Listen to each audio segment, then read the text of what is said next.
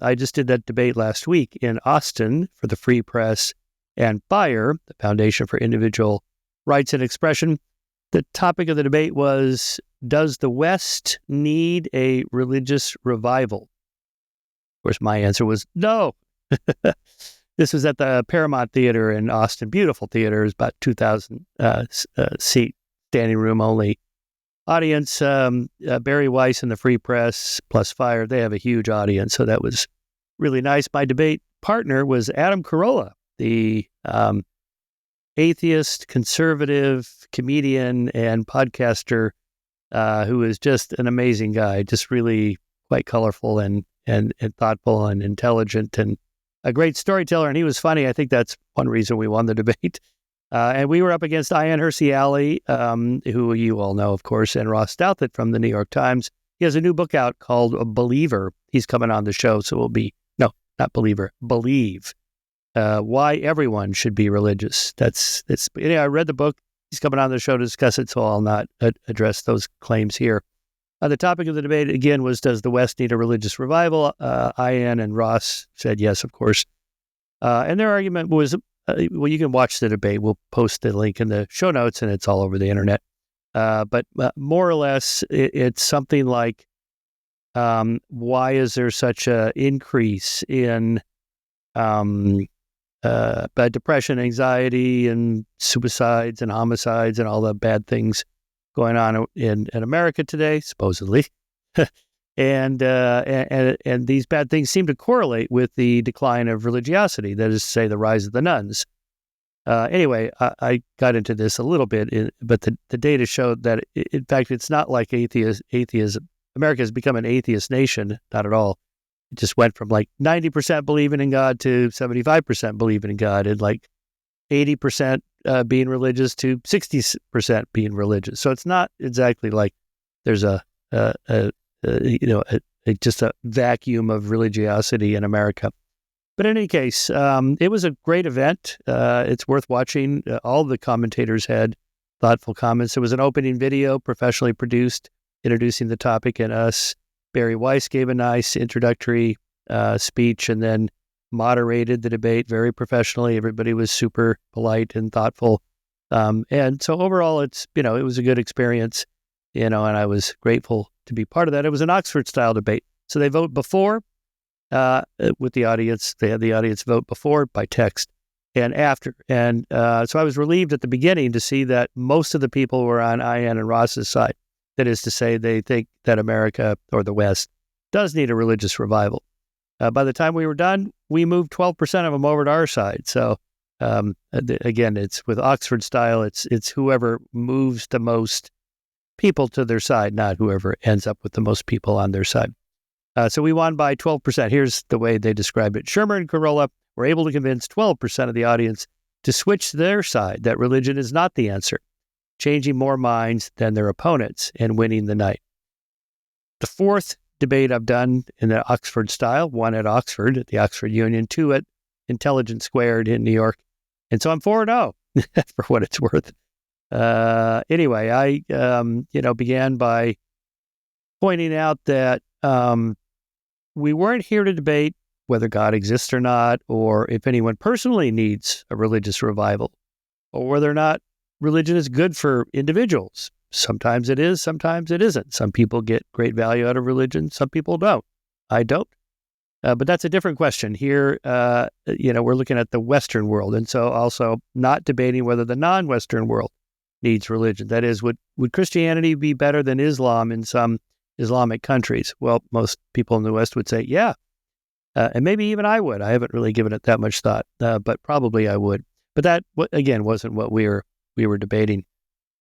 And by the West, it was clear that we mean Western industrialized democracies. In other words, the Northern European countries and North American countries and so on, South American countries. So, and there's roughly more or less about 20 of those Western industrialized democratic nations that are in most databases of people that study religiosity. So that's what we're talking about. And I addressed 4 points. Now I'm going to spend a little more time here and pull those apart a little bit more, give a little more detail from my book.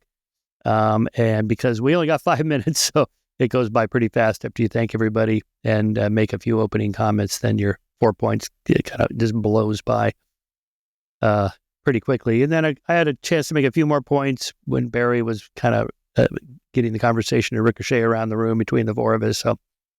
So here are the four. So the first point that Christians make, or religious people make, is that Christianity is responsible for most of the Western cultural values that we cherish: art, architecture, music, literature, science, tech, engineering, and so on. So in response to this and the other points is that I use the comparative method and the counterfactual causality reasoning. That is to say, if that is true, if Christianity is, or religion, or the Judeo-Christian religion is responsible for art, architecture, music, literature, science, technology, engineering, all the cool things we love about the West, then anywhere in the world where there's a dominant Christian or Judeo-Christian worldview in the culture, they should also have all those advanced cultural values. And historically, we should look around, not just around the world, but around historically to see, did Christian countries prosper, and were countries before the rise of Christianity even existed? How did they do? Well, so here's my answer. Were Homer and Sappho Christians? Were the seven wonders of the ancient world inspired by Christ's great gift of salvation? Clearly, we do know what geniuses in the past have done without Christianity. In the great ancient pre-Christian civilizations of Sumeria, Babylonia, Acadia, Assyria, Egypt, and Greece in the West, the ancient civilizations that arose in the Indus Valley in modern-day Pakistan and India, in the Yellow River and Yangtze River valleys in modern-day China, and many others besides. Every one of these peoples produced magnificent works of art and architecture, music and literature, science and technology, though it should be noted, as I pointed out, that both Christians and Muslims often did their best to annihilate all evidence of these great achievements with innumerable acts of cultural vandalism, pillaging, and censorship. Look, no one disputes the magnificence of the countless works of art, architecture, literature, and music that were inspired by Christianity. The great cathedrals that make the spirit soar, the requiems that capture the heartache of loss, the psalms of joy that unite listeners, the paintings that dazzle with light and human emotion. But artists who live in a Christian world, who are surrounded by other Christians, who understand next to nothing beyond Christianity, and who are likely being supported by Christian patrons, are going to produce Christian work. Christianity was the dominant religion at a moment in history when Europe was going through a renaissance and an explosion of discoveries of new lands and new sources of energy. So no wonder it ended up being the great patron. Thus, the fact that artists living in Christendom were inspired by the life and death of Jesus and his crucifixion, and not, say, by the life and death of the Buddha by mushrooms, is not a surprise. Christianity was the only game in town. And I mean those words. I mean, I love going to Europe and visiting the great cathedrals. I do. Every city I go to, I always find the biggest cathedral I can and just spend time in that. My wife, Jennifer, is from Cologne, the Great Dome there. It's just incredible. I mean, it's a moving experience. We go there every time. We light candles. We take in the music and the light flowing through the stained glass windows. It is great. But anyway, okay, point 2. Christianity is responsible for Western democratic and economic values. Well, if that's true, then societies in which Christianity is or was the dominant religion should show Western-style forms of democracy and capitalism. They don't. The Byzantine Empire, for example, was predominantly Eastern Orthodox Christian from the early AD 300s, and for another 1,000 years produced nothing remotely like democracy and capitalism as practiced modern America. Even early America wasn't at all like it is today. When a mere 2 centuries ago, women couldn't vote, slavery was legal and widely practiced, and capitalism's wealth was vouchsafed to only a tiny minority of landholders or factory owners. Throughout the late Middle Ages and well into the early modern period, all the nation-states, city-states, and various political conglomerates of Western and Central Europe were not only Christian, but Western Christian. And yet, as late as the 19th century, The only quasi-democratic republics in Europe were England, Holland, and Switzerland. That's it. In any case, how modern conservatives turn Jesus into a free market capitalist is baffling, given what he had to say on the matter in the Bible. Here is Matthew 19:21. Jesus told his flock, "And again I say unto you, it is easier for a camel to go through the eye of a needle than for a rich man to enter the kingdom of God." In Matthew 19:24, Jesus told a disciple, "If thou wilt be perfect, go and sell that thou hast, and give it to the poor, and thou shalt have treasure in heaven, and come and follow me." In Luke 6, verses 24-25, the Messiah admonished the wealthy, along with the fulfilled and happy, "Woe unto you that are rich, for ye have received your consolation. Woe unto you that are full, for ye shall hunger. Woe unto you that laugh now, for ye shall mourn and weep." Nice. And in Luke 16, Jesus recounts a moral homily about a rich man clothed in purple and fine linen and fared sumptuously every day, and a certain beggar named Lazarus, which was laid at his gate, full of sores and desiring to be fed with the crumbs which fell from the rich man's table. Close quote. When the beggar died, he was, quote, carried by the angels into Abraham's bosom. But when the rich man died, he was buried, quote, and in hell he lifted up his eyes, being in torments, and seeth Abraham afar off, and Lazarus in his bosom. Okay. Point number 3, Christianity is the basis of our commitment to equal rights. If God really believes in equal rights for all of his people, one would think that he might have mentioned something about it in his holy book. But such sentiments are nowhere to be found in the Bible, the possible exception of this passage from Galatians 3, verse 28, in which the Apostle Paul proclaimed, quote, "There is neither Jew nor Greek, there is neither bond nor free, there is neither male nor female, for ye are all one in Christ Jesus." Now, I have to admit, in the debate, in my opening statement, when I got to that clause, there's neither male nor female, I added a point that Paul was probably not channeling woke progressive trans activists in this clause. It had a different meaning back then, for sure. Anyway, I just made a little joke about that. So, Christians imagine that this Bible verse is the foundation of the famous line in the preamble of the Declaration of Independence, "All men are created equal." This particular argument was made quite explicitly in a whole chapter in Dinesh D'Souza's book, "What's So Great About Christianity?" Without the question mark, just a declarative statement. Anyway, I'm afraid not. Paul is saying that you can carry on as you are. If you're Greek, there's no need to become a Jew. A significant dispensation, given that a man converting to Judaism often had to submit to adult circumcision, which is just the kind of thing that puts a guy off the whole idea. Rule number 1 for getting lots of converts, Paul realized, is let the guys keep their foreskins. Let circumcision be spiritual, of the heart, he said, instead of physical. As Paul writes in Romans 2:29, and a lot more men are going to sign up and become card-carrying members of the faith. And Paul most assuredly wasn't ghostwriting the U.S. Constitution or the Declaration of Independence. He was saying that if you're a slave, you must keep on being a slave. If you're a wife, you must continue being regarded as property. No matter who you are, you can still worship Christ Jesus and be abused by your culture in whatever manner is customary for someone in your breeding and station. In any case, in Christian countries around the world, slaves remained slaves for 18 more centuries, and women remained little more than property for 19 more centuries. Clearly, even if Paul's message were interpreted to mean that we're all equal, absolutely no one took it seriously.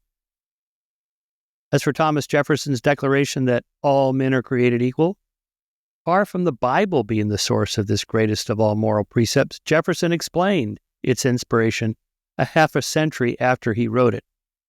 In a letter to Henry Lee in 1825, Jefferson wrote, quote, "Neither aiming at originality of principle or sentiment, nor yet copied from any particular and previous writing, It was intended to be an expression of the American mind and to give to that expression the proper tone and spirit called for by the occasion.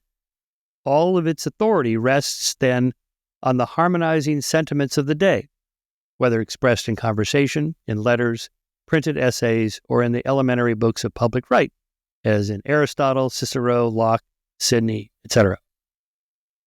In other words, Jefferson got this idea from his fellow Enlightenment philosophers and rationalists going all the way back to the ancient Greeks and Romans. Okay. Point number 4, Christianity makes societies healthier and more moral. This is the core of the argument that Ayaan and Ross made. And so let me address it here in my opening statement. The bell rang just as I read that sentence. Like, I'm out of time. But I got an extra 30 seconds, so I plowed through it. So let me give proper credit here and spell this out in a little more detail, which I was not able to do in the debate. That is, namely, I was citing data from a study done by Gregory S. Paul of 17 first world prosperous democracies. Okay, here are the countries he collected data from. Australia, Austria, Canada, Denmark, England, France, Germany, Holland, Ireland, Italy, Japan, New Zealand, Norway, Spain, Sweden, Switzerland, and the United States. So he quantified the religiosity of each of these 17 countries by measuring to what extent the citizens each, 1, believe in God. These are just survey questions. 1, believe in God. 2, are biblical literalists. 3, attend religious services at least several times a month. 4, pray at least several times a month. 5, believe in an afterlife. And 6, believe in heaven and hell, ranking them on a scale from 1 to 10, how much each of the different 17 countries believe in these things, that is, their religiosity scale. Paul then recorded 25 different indicators of societal health and well-being, such as rates of homicides, suicides, incarceration, life expectancy, STDs, abortions, teen births, fertility, marriage, divorce, alcohol consumption, life satisfaction, corruption indices, adjusted per capita income, income inequality, poverty, employment levels, and others, also on a 1 to 9 scale from dysfunction to healthy. All right, so you just kind of run a straight correlation. How religious is a country, and how do they score on these societal health measures? The results were striking and disturbing by far and away, without a close second. The United States is not only the most religious of the 17 nations, but also the most dysfunctional, with the highest rates of homicides, suicides, illicit drug use, drug overdoses, deaths of despair, crime rates, incarcerations, STD infections, teen pregnancies, abortion rates, divorce rates, and juvenile and natal mortality.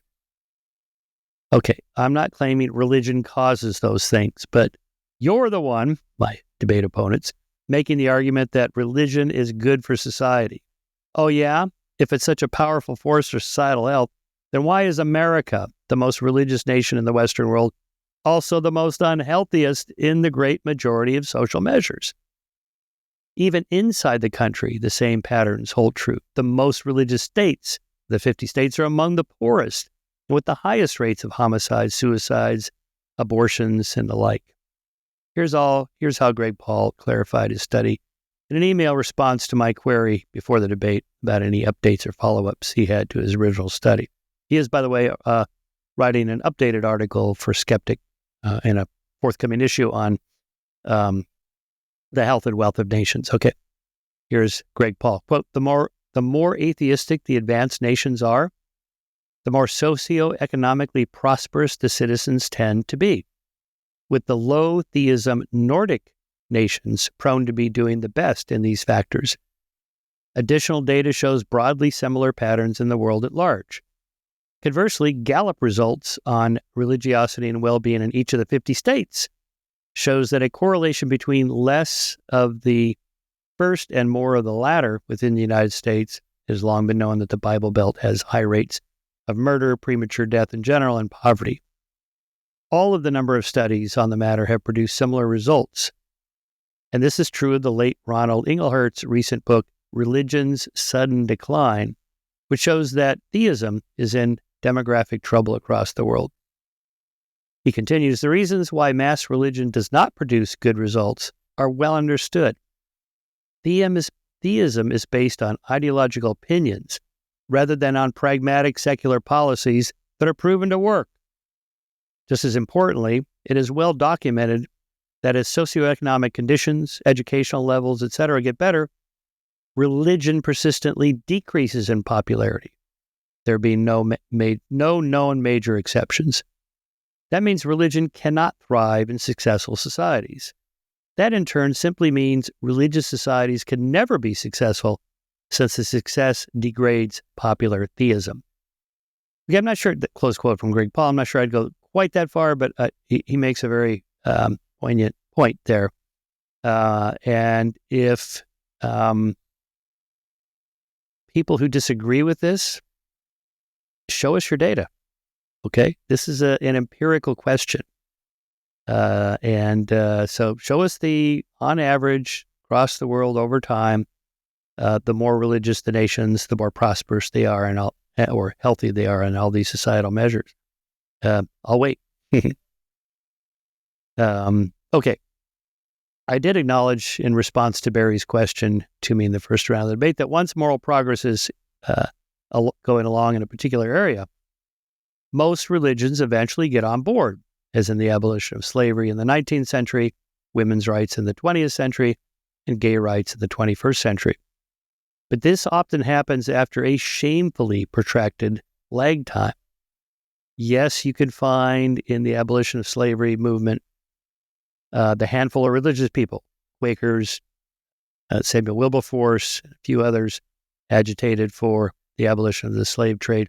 But their major opponents were their fellow Christians. Almost all Christians were in favor of slavery. It says so right there in the Old Testament. And they justified it through various what they consider to be rational scientific arguments that, God put the races in different continents and made some of them smarter and more advanced and more moral than others, so that one can enslave the others and give them an uplifted life, save their soul, and all this stuff. You could just, in the Moral Arc, I have a whole section on sermons from ministers, preachers in the South in particular in the 19th century, America, justifying the slave trade. Well, I mean, it's just incredible to read it now, but that's how most people thought at the time, and most of them were Christians. Additional topics in my notes that time did not permit me to address included these. Religion has also promoted or justified such catastrophic moral blunders as the Crusades, the People's Crusade, the Northern Crusade, the Albigensian Crusade, and Crusades 1 through 9. Inquisitions, Spanish, Portuguese, and Roman. Witch hunts, a product in part of the Inquisitions that ran from the Middle Ages through the early modern period and executed tens of thousands of people, mostly women and poor people. Christian conquistadors who exterminated native peoples by the millions through their guns, germs, and steel. Endless European wars of religion. The 9 Years' War, the 30 Years' War, the 80 Years' War, the French Wars of Religion, the Wars of Three Kingdoms, the English Civil War. Then, of course, there was the American Civil War, in which Northern Christians and Southern Christians slaughtered one another over the issue of slavery and states' rights. This is always thrown in like it was a states' rights issue. Yeah, okay. It was the right of states to have slavery. That's what they were fighting over. It was slavery. Then, of course, there was the First World War, in which German Christians fought French, British, and American Christians, all of whom believed that God was on their side. German soldiers, for example, had on their belt buckles, Gott mit uns, God is with us. Now, all of these events have political, economic, and social causes, but the underlying justification they share is religion, specifically Christianity. And again, if Christianity is such a great bulwark against evils, then why are all these Christians killing one another? Okay, I think there's 3 reasons for the sclerotic nature of religion and why it's always slow to make change in response to moral activists and social movements. 1, the foundation of the belief in an absolute morality is the belief in an absolute religion grounded in the one true God. this inexorably leads to the conclusion that anyone who believes differently has departed from this truth and is thus unprotected by our moral obligations. 2, unlike science, religion has no systematic process and no empirical method to employ to determine the verisimilitude of its claims and beliefs, much less right and wrong. And 3, the morality of the holy books, most notably the Bible, is not the morality any of us would wish to live by today, and thus it is not possible for the religious doctrines derived from holy books to be the catalyst for moral revolution and evolution. Let's look at the death penalty as capital punishment fades into history. In the Old Testament, Yahweh offers this list of actions punishable by death. Blaspheming or cursing the Lord. Quote, "And he that blasphemeth the name of the Lord, he shall surely be put to death, and all of the congregation shall certainly stone him, as well as the stranger, as he that is born in the land, when he is blasphemeth the name of the Lord, shall be put to death." Leviticus, that's Leviticus 24, verses 13 through 16. Here's Exodus 22:20. "He that sacrificeth unto any god, save unto the Lord only, he shall be utterly destroyed." In other words, if you worship some other god, you're done. Witchcraft and wizardry, such as in Exodus 22:18, "Thou shalt not suffer a witch to live." And in Leviticus 20:27, "A man also or woman that hath a familiar spirit, or that is a wizard, shall surely be put to death. They shall stone him with stones. Their blood shall be upon them."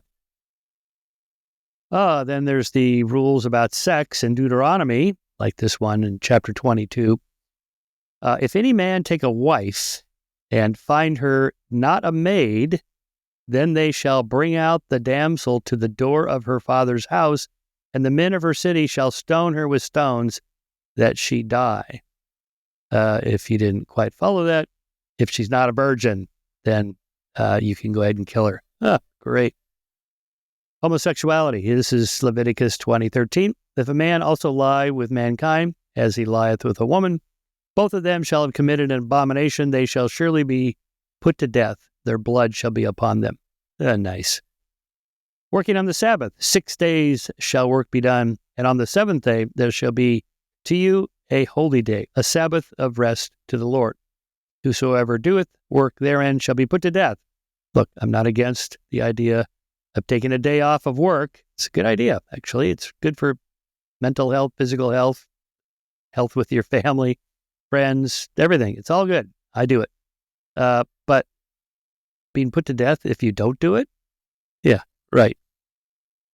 The book considered by over 2 billion people to be the greatest moral guide ever produced, inspired as it was by an all-knowing, totally benevolent deity, recommends the death penalty for saying the Lord's name at the wrong moment or in the wrong context, for imaginary crimes like witchcraft, for commonplace sexual relations like adultery, fornication, and homosexuality, and for the especially heinous crime of not resting on the Sabbath. How many of today's 2 billion Christians agree with their own holy book on the application of capital punishment? Okay, my point is most of them don't agree with any of this. Why not? They would have had they lived centuries ago, but not now, because their moral arc has bent along with everybody else's.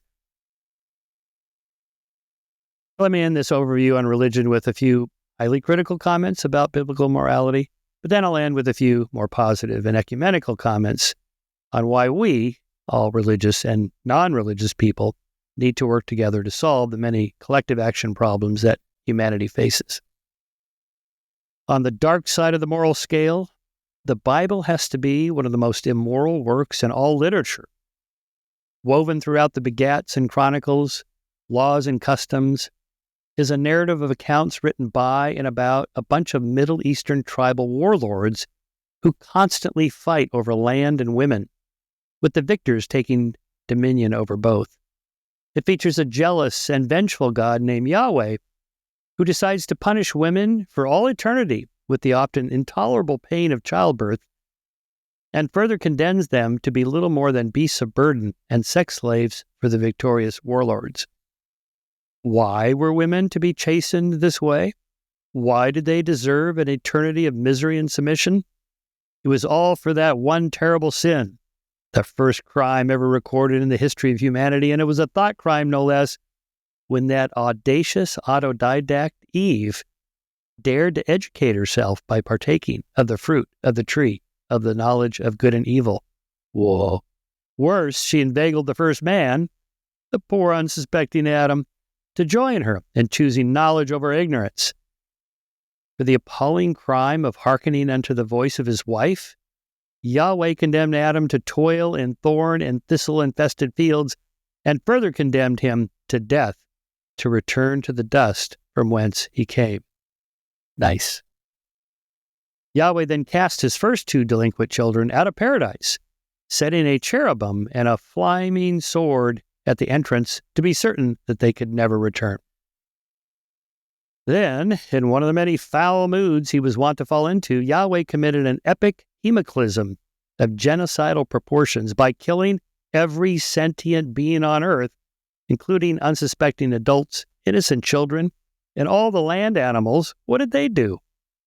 In a massive flood, in order to repopulate the planet after he decimated it of all life save those spared in the ark, Yahweh commanded the survivors numerous times to be fruitful and multiply, and obviously they did, and he rewarded his favorite warlords with as many wives as they desired.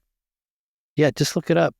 There's been studies done. I cite this in the book, Laura Bedsig's study of basically correlation between the more power one of these warlords had, the more wives, and just women in general, other guys' wives, and therefore the more children they had because they didn't have birth control, that they had. There was a direct correlation there, right there in the Old Testament. In the so-called good book. As an exercise in moral casuistry, this perspective-taking question comes to mind.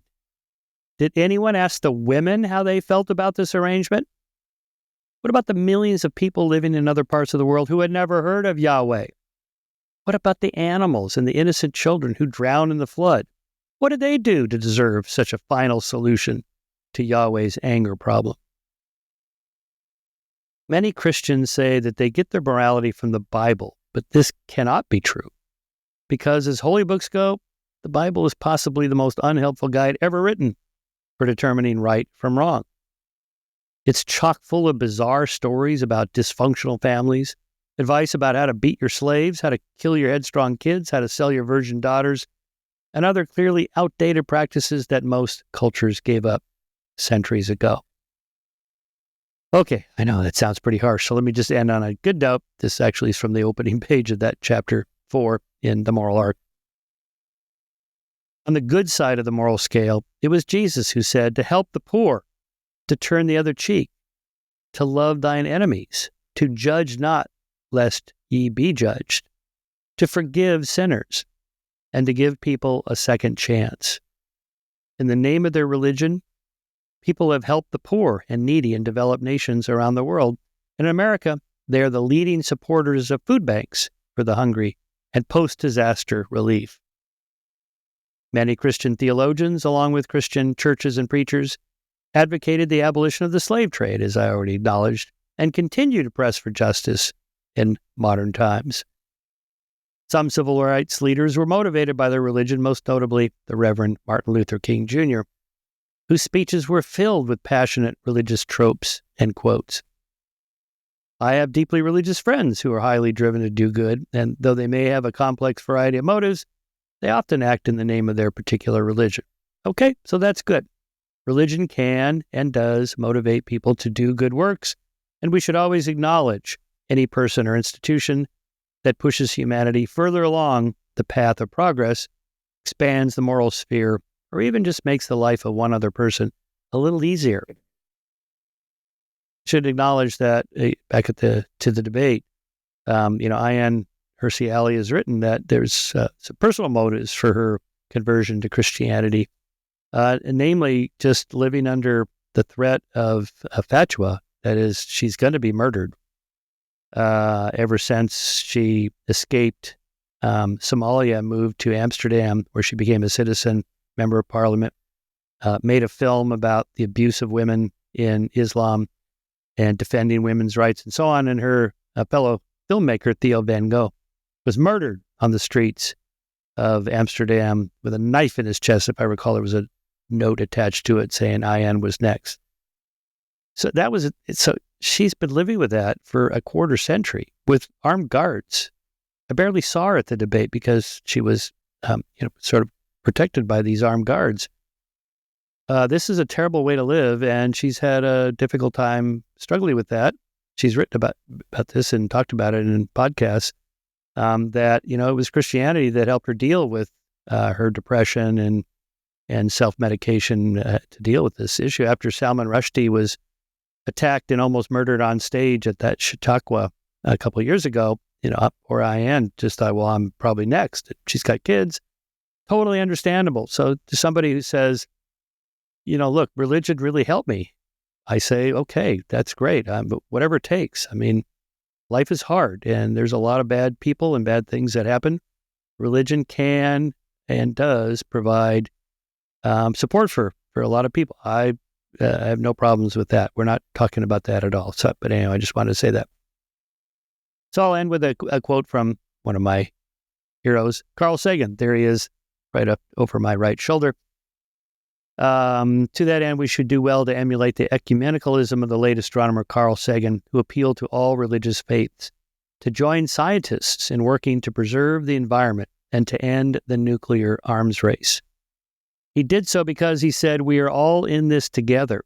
Our problems are transnational, transgenerational, and trans-ideological. So are all conceivable solutions. To escape these traps requires a perspective that embraces all peoples of the planet and all the generations to come. Post quote from Carl. That stirring rhetoric urges all of us, secularists and believers, to work together toward the common goal of making the world a better place. All right, everybody. Thank you for listening. This has been Michael Shermer. See you next time.